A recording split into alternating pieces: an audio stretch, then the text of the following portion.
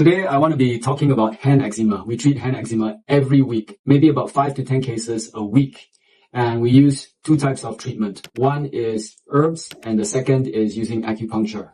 A huge demographic of people who come in are postpartum moms and even dads. So it used to be 10 years ago, they would come in because they are washing their baby bottles. But right now, most of the time is because they're just washing their hands a lot. And that breaks down the skin barrier.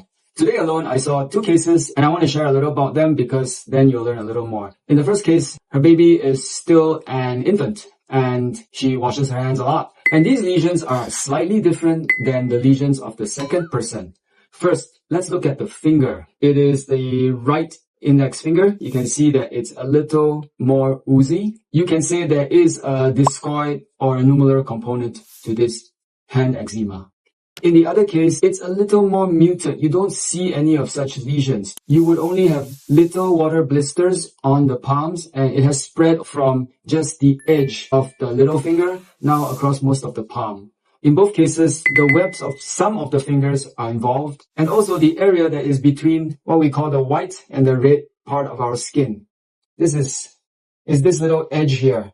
And some of the fingers will have them. So we will be trying to treat those with needles. So people will always ask, how long is the treatment for? It really depends. And I think the biggest factor is stress. Especially in the postpartum phase, there is a lot of physical stress and you may not even be aware of it. There are many cases where the lesions spontaneously disappear when we are able to lower the inflammation enough. And then people will ask whether food is a big factor.